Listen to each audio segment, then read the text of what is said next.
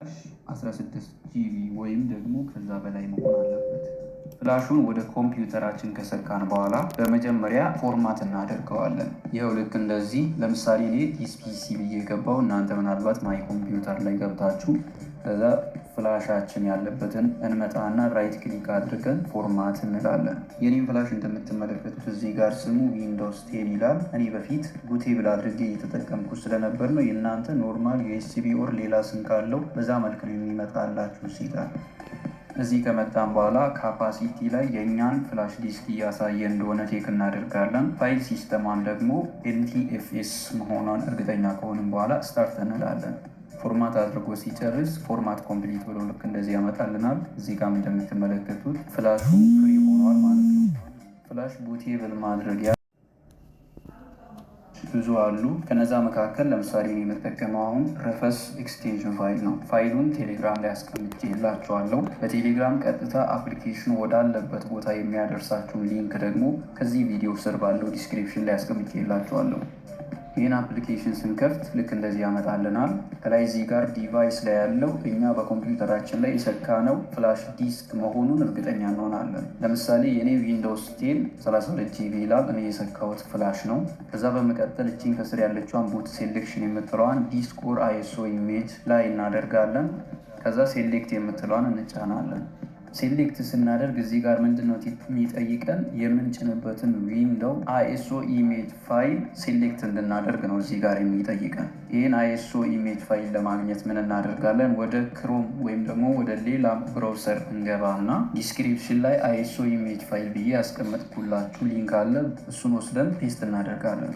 ከስር በተቀመጠው ሊንክ ስትገቡ ልክ እንደዚህ ያመጣላቸዋል። እኔ ለምሳሌ አሁን ማውረድ የፈለግኩት ዊንዶውስ 10 ISO ኢሜጅ ፋይል ነው። ከስር በተቀመጠው ሊንክ ስትገቡ ልክ እንደዚህ ያመጣላቸዋል። እዚህ ጋር ግን ስንገባ የሚያመጣልን ቀጥታ አፕዴት የምናደርግበትንና የዊንዶውስ 10 ሚዲያ ክሪኤሽን ፋይል የምናወርድበትን ኦፕሽን ነው እንጂ ISO ኢሜጅ ፋይል የምናወርድበትን አይደለም። ስለዚህ ISO ኢሜጅ ፋይል ለማውረድ እዚህ ጋር አንድ ትሪክ እንጠቀማለን።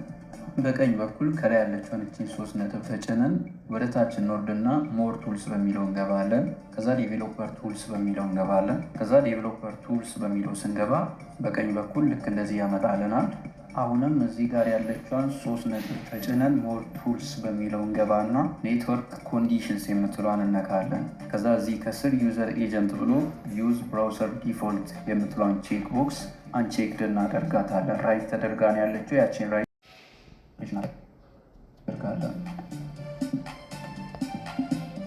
ሪፍሬሽ ስናደርግ ልክ እንደዚህ ነው የሚያመጣልን። ዳውንሎድ ዊንዶውስ 10 ዲስክ ኢሜጅ ISO ፋይል ብሎ ማለት ነው። ከዛ ወረድ እንልና ሴሌክት ኤዲሽን የሚለውን ነክተን ዊንዶውስ 10 ከሆነ የገባ ነው ልክ እንደዚህ ያመጣልናል። 11 ሌላም ከሆነ የእሱን ያመጣልናል። የኔ የዊንዶውስ 10 ስለሆነ ISO ኢሜጅ ፋይል እያወረድኩ ያለሁት ዊንዶውስ 10 በሚለው ላይ አደርጋለሁ። ፕሮዳክት ላንጉዌጅ እየጠየቅን ነው የዊንዶውሱን። እኔ እንግሊሽ ላይ አደርጋለሁ። ዩናይትድ ስቴትስም ኢንተርናሽናል ላይም ማድረግ ትችላላችሁ። ከዛ ኮንፈርም። ከዛ የኦፕሬቲንግ ሲስተሙን ቢት ምረጡ ይለናል። እናንተ ወስዳችሁ የምትጭኑበት ኮምፒውተር 64 ቢት ነው 32 ቢት ነው። እኔ ለምሳሌ ወስጄ የምጭንበት ኮምፒውተር 64 ቢት ስለሆነ 64 ቢት iOS የሚለውን እመርጣለሁ። ከዛ ልክ እንደዚህ ዳውንሎድ ማድረግ ይጀምራል ማለት ነው።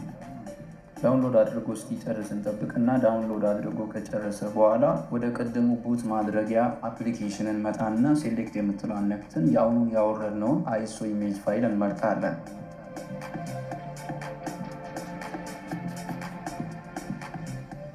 እዚህ ጋር ፓርቲሽን ስኪም MBR ላይ መሆኑን ቼክ እናደርጋለን። የኔ ለምሳሌ GPT ላይ ስለሆነ ወደ MBR ቀይረዋለሁ።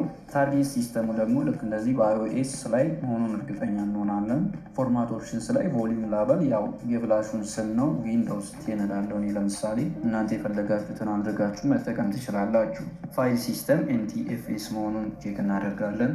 ክላስተር ሳይዝ ዲፎልት ላይ ከዛ ይሄው ከስር ስታተሱን ሬዲ ነው እያለን ነው። ሁሉንም ቼክ ካደረግን በኋላ ስታርት እንላለን። ከዛ የተወሰነ አስጠብቆን ልክ እንደዚህ ስታተሱን ሬዲ ብሎ በአረንጓዴ ያበራልናል። አልቋል ማለት ነው። ክሎዝ ብለን እንወጣለን ከዚህ ስለዚህ አሁን ያስገባሁትን ይሄኛውን ፍላሽ ለዊንዶውስ 10 ቡቴብል አድርጌዋለሁ ማለት ነው። ያ ማለት ይህ ፍላሽ ወስጄ በየትኛውም ኮምፒውተር ላይ ሰክቼ ዊንዶውስ 10 መጫን እችላለሁ ማለት ነው። ዊንዶውስ እንደ አዲስ ለመጫን በመጀመሪያ ኮምፒውተራችንን እንዘጋለን። ከዘጋን በኋላ ቡቴብል የሆነውን ወይም ዊንዶው የተጫነበትን ፍላሽ እንሰካለን። ከዛ በኋላ የኮምፒውተሩን ፓወር በተን እንነካና መክፈት እንደጀመረ ደጋግመን እንጫናለን። ከዛ ልክ እንደዚህ ያመጣልናል። ከዛ ሌጋሲ ቡት በሚለው ውስጥ ካሉት መካከል ዩኤስቢ ስቶሬጅ ዲቫይስ በሚለው ላይ አድርገን ኢንተር እንላለን። ከዛ ትንሽ ቆይቶ ልክ እንደዚህ ዊንዶውስ ሴትአፕ ያመጣልናል። የመጀመሪያው ላይ ላንጉዌጅ ኢንስቶል ለማድረግ አሁን የምንጠቀምበትን ቋንቋ ይጠይቀናል። እሱ ላይ እንግሊሽ ዩናይትድ ስቴትስ እንላለን። ያው ለእኛ የሚመችን እዚህ መሀል እንግሊዝኛ ስለሆነ ማለት ነው።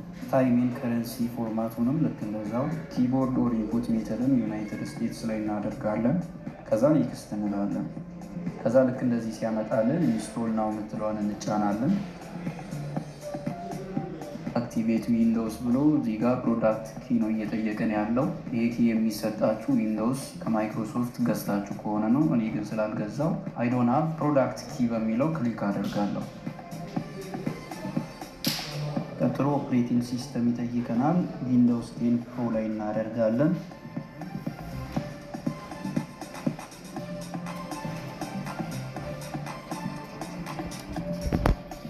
ላይሰንስ ተርም ያመጣላችኋል። እሱም ማንበብም ትችላላችሁ። ያው ብታነቡም ባታነቡም የምታመጡት ሌላ ለውጥ ስለሌለ ቼክ ቦክሷን አይ አክሰፕት ላይሰንስ ተርምስ የምትለዋን ቼክ ቦክስ አብርተን ኔክስት እንላለን። እዚህ ጋር ደግሞ ኢንስታሌሽን ታይፕ እየጠየቀን ነው። አፕግሬድ ነው ወይስ ከስተም ነው እያለ ነው። አፕግሬድ ማለት በፊትም ኮምፒውተሩ ላይ ዊንዶውስ ካለ ያንን አፕዴት እያደረጋችሁ ከሆነ ነው። ከስተም ማለት ደግሞ እንደ አዲስ ለመጫን ማለት ነው። ስለዚህ እኛ አዲስ እየጫንን ስለሆነ ከስተም በሚለው ላይ እናደርጋለን።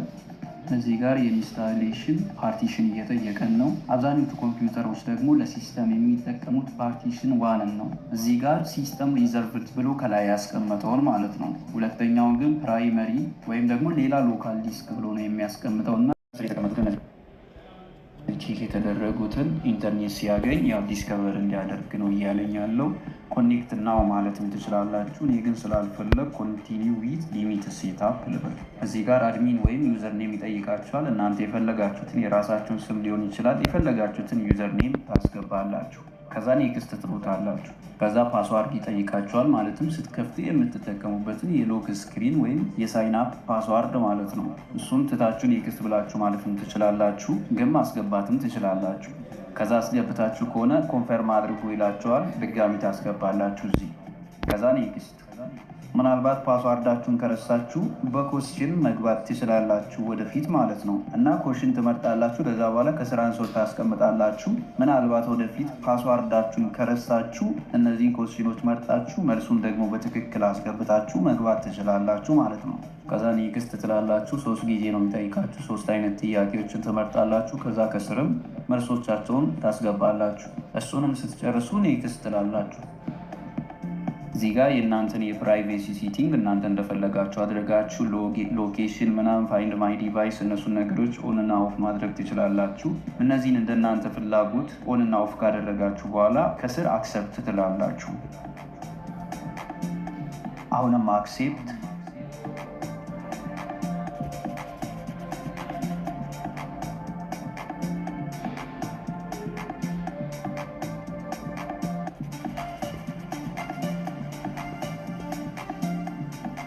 ከዚህ በኋላ ያለውን ሁሉንም ነገር በራሱ ፕሮሰስ ካደረገ በኋላ ልክ እንደዚህ ዊንዶውስ 10 ከፍቶልናል ማለት ነው። እኔ የጫንኩት ዊንዶውስ 10 ስለሆነ ነው። ለሌሎች ዊንዶዎችም ተመሳሳይ መንገድ ነው የምትጠቀሙት። ማንኛውም አይነት ጥያቄ ወይም ሀሳብ ካላችሁ ኮመንት ላይ ማስቀመጥ ትችላላችሁ። አጫጭር አፕዴቶችን ደግሞ የምንለቅ